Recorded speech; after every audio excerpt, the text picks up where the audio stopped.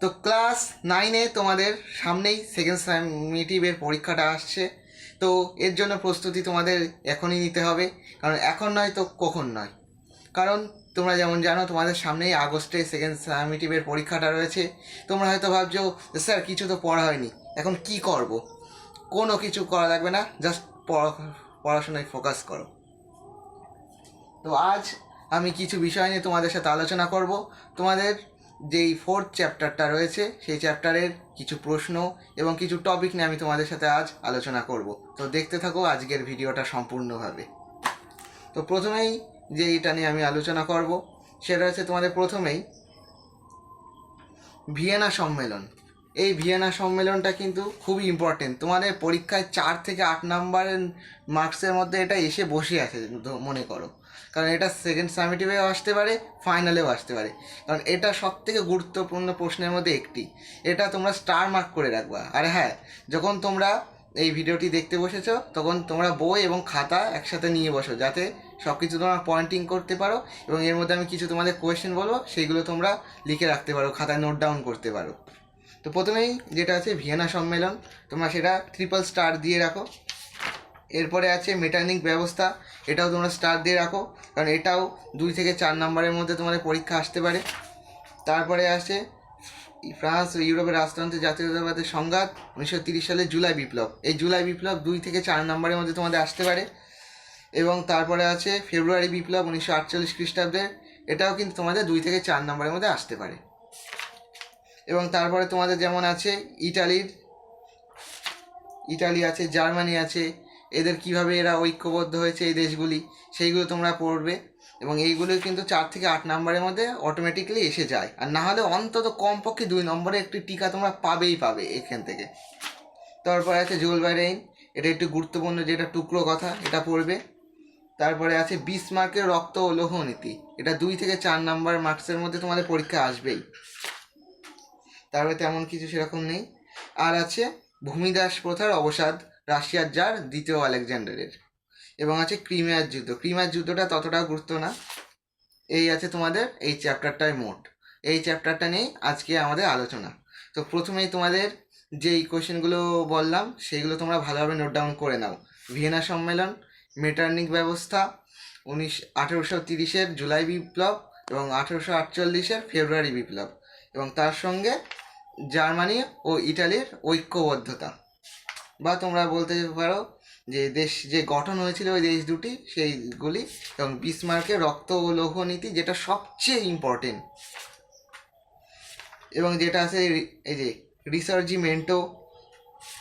এছাড়াও তোমাদের রয়েছে এখানে ইয়ং ইটালি, এগুলো কিন্তু 2 নাম্বারের টিকা হিসেবে আসতে পারে। এছাড়াও এমনভাবে আসতে পারে যে ইটালির যেটা ঐক্যবদ্ধতায় মাৎসিনির ভূমিকা, এটা কিন্তু আসতে পারে এমনভাবে। প্রশ্ন কিন্তু কিছুটা ঘুরিয়ে দিতে পারে, এই নিয়ে কিন্তু ভয় পেলে চলবে না।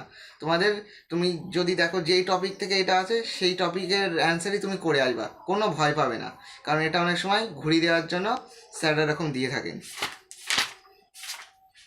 তো এই আছে এখানকার প্রশ্নগুলো। এবার আমি কিছু টপিকে চলে আসি। তো প্রথমে আসছি তোমাদের ভিয়েনা সম্মেলনে। ভিয়েনা সম্মেলনটা কি এবং কোথায় হয়েছিল? তোমরা অবশ্যই আগের চ্যাপ্টারে জেনেছো যে নেপোলিয়ানের চূড়ান্ত বিপর্যয় ঘটেছে, এবং সেই চূড়ান্ত বিপর্যয়ের পরে মিত্র শক্তিরা যে একটি বিরাট বড় একটা সভার আয়োজন করেছিল অস্ট্রিয়ার রাজধানী ভিয়েনাতে, সেটা হলো ভিয়েনা সম্মেলন। এতে কারা কারা এসেছিল? ইউরোপের বিভিন্ন শক্তিধর দেশগুলি এসেছিলেন। এবং এই ভিয়েনা সম্মেলনের 3টি নীতি নেওয়া হয়েছিল: শক্তিসাম্য নীতি, বৈধ অধিকার নীতি এবং ক্ষতিপূরণ নীতি। এবং তোমরা যেটা জানো এই 3টে নীতি কিন্তু 6 নাম্বারে তোমাদের আসতে পারে পরীক্ষায়, এবং না হলেও এই নীতিগুলি একটা 2 নাম্বারে তোমাদের টিকা হিসেবে আসতে পারে। তো চলো আমরা জেনে নিই এই নীতিগুলি কী ছিল। প্রথমটা ছিল বৈধ অধিকার নীতি। এই বৈধ অধিকার নীতির ফলে নেপোলিয়ান যেসব অঞ্চল দখল করেছিল সেই সব অঞ্চলে তাদের পুরনো শাসক অর্থাৎ রাজতন্ত্রকে আবার ফিরিয়ে আনা হয়, এবং ইউরোপে বুর্ব বংশের রাজা অষ্টাদশ লুইকে, অর্থাৎ সে ষোড়শ লুইয়ের ভাই অষ্টাদশ লুই, তাকে আবার ফ্রান্সের শাসন ক্ষমতায় বসানো হয়। এই রকমভাবে প্রত্যেকটা দেশে তাদের পুরনো রাজাকে ফিরিয়ে আনা হয়। এটা তোমরা পড়ে নেবে সম্পূর্ণভাবে। এবার ছিল কি আর্থিক ক্ষতিপূরণ নীতি। ফ্রান্সের ওপরে প্রায় 70 কোটি ফ্রাঙ্ক মানে এরা ক্ষতিপূরণ হিসাবে চাপানো হয়, যাতে যুদ্ধ বিধ্বস্ত দেশগুলি যেগুলো নেপোলিয়নের হাতে পরাজিত হয়েছিল এবং নেপোলিয়নকে পরাজিত করতে যত খরচা হয়েছিল এই সমস্ত খরচাগুলি ফ্রান্সের কাছ থেকে নেওয়া হয়। এবং শক্তি সাম্য নীতি, এই শক্তি সাম্য নীতির কারণে ফ্রান্সের কাছ থেকে তাদের সেনাবাহিনী ভেঙে দেওয়া হয় এবং ফ্রান্সের মিত্রদের সেনা বসানো হয় এবং সেই সেনার খরচও যাতে ফ্রান্স বহন করে সেটাই চুক্তি করে দেওয়া হয়। এবং ফ্রান্সের যত উপনিবেশ ছিল মিত্র শক্তি দেশগুলি সমস্ত সেই উপনিবেশগুলো নিয়ে নেয় এবং এইভাবেই ভিয়েনা সম্মেলন ঘটে যায়। এবং এবার আছে মেটার্নিক, যাকে কূটনীতির রাজপুত্র বলা হয়। এটা কিন্তু তোমাদের এমসিকিউতে চলে আসতে পারে অথবা 1 নম্বর শর্ট কোয়েশনে, যে কূটনীতির রাজপুত্র কাকে বলা হয়, সেটা উত্তর হবে মেটার্নিক। মেটার্নিক কে ছিল? অস্ট্রিয়া চ্যান্সেলর বা প্রধানমন্ত্রী। এই মেটার্নিকের যেটা চিন্তাধারা ছিল, পুরনো রাজনৈতিক চিন্তাধারা, এটা তোমরা সম্পূর্ণ পড়বে। সে চেয়েছিল ফরাসি বিপ্লবের যেটা মূল নীতি ছিল, তারপরে নেপোলিয়নের মূল নীতি ছিল, সেইগুলোকে সম্পূর্ণ দূরীভূত করে এবং সমাজে রাজার রাজত্ব আবার ফিরিয়ে আনা, এটাই ছিল তার নীতির মূল উদ্দেশ্য। তারপরে আমাদের পড়তে হবে জুলাই বিপ্লব। জুলাই বিপ্লব কি? 1830 খ্রিস্টাব্দে ফ্রান্সে ঘটেছিল।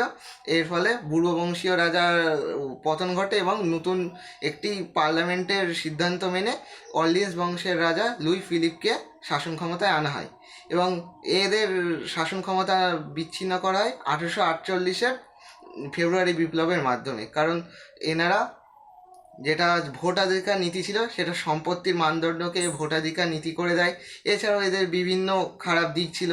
এছাড়াও নেপোলিয়নের সময় অথবা নতুন অষ্টাদশ লুইয়ের সময় বিভিন্ন মতাদর্শের মাধ্যমে বিভিন্ন রাজনৈতিক দল ফ্রান্সে তখন গড়ে উঠতে শুরু করে এবং এর কারণে বিভিন্ন রাজনৈতিক দলগুলি রাজা লুই ফিলিপের তাদের অর্লিয়েন্স বংশের রাজাদের অস্বীকার করে এবং নিজেদের শাসন ক্ষমতা আনার জন্য সেখানে আবার প্রজাতন্ত্র চলে আসে, অর্থাৎ প্রজাতন্ত্রের পুনঃপ্রতিষ্ঠা ঘটে। কিন্তু এবারেও নেপোলিয়ন যেমনটা করেছিল প্রজাতন্ত্রের স্বপ্ন দেখে রাজতন্ত্রে নিয়ে যাওয়া, এবারেও কিন্তু তাই ঘটেছিল 1848-এর যেটা ফেব্রুয়ারি বিপ্লব হয়েছিল।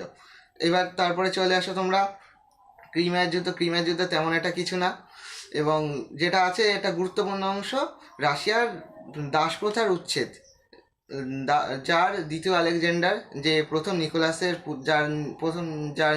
পুত্র ছিলেন এবং তিনি এই দাসপ্রথার উচ্ছেদ ঘটিয়েছিলেন এবং তিনি বলেছিলেন যে রাশিয়ায় কোনো প্রকার ভূমিদাস প্রথা রাখা যাবে না এবং সমস্ত সামন্ত প্রভুদের যত জমি বা জমিদার শ্রেণীর যত জমিদার ছিল তার অর্ধেকটা পাবে জমিদার, অর্ধেকটা পাবে এই ভূমিদাসরা এবং এই অর্ধেকটার মালিকানা তারা পাবে না, কিন্তু তারা এটা ব্যবহার করতে পারবে এবং 6.5% হারে প্রতি 49 বছরে তারা জারকে এই টাকাটি সম্পূর্ণ শোধ করবে, জমির দামটি।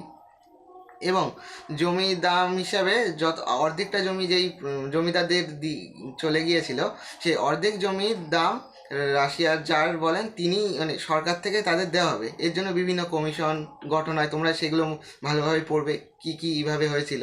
এবং এর কারণে রাশিয়ার জার দ্বিতীয় আলেকজান্ডারকে মুক্তিদাতা জার বলা হয়। এটাও কিন্তু তোমাদের শর্ট কোয়েশ্চেনে আসতে পারে যে মুক্তিদাতা জার কাকে বলে? জার দ্বিতীয় আলেকজান্ডার। ঠিক আছে, এবং এইভাবেই তোমরা পড়তে থাকো এবং যেই কোয়েশ্চেনগুলো বললাম এইগুলো অবশ্যই পড়বে। এছাড়াও বিভিন্ন শর্ট কোয়েশ্চেন পড়বে। রামমোহন রায়ের একটা টুকরো কথা আছে, ওটাও একটু পড়তে হবে। এইভাবে তোমরা, এবং জার্মানি আর ইটালির যেটা ঐক্যবদ্ধতা, এটা কিন্তু ভীষণ বড় একটা টপিক, কিন্তু খুব সহজভাবে তোমরা পড়তে পারো। একটা রাজা রানীর গল্প হিসেবে পড়তে পারো, কীভাবে এক রাজারে যুদ্ধ করে কীভাবে রাজ্য বড় হয়, এটা কিন্তু একদম গল্পের মতন করে তোমরা পড়তে পারো এবং এটাই তোমাদের কোনো সমস্যা হবে না।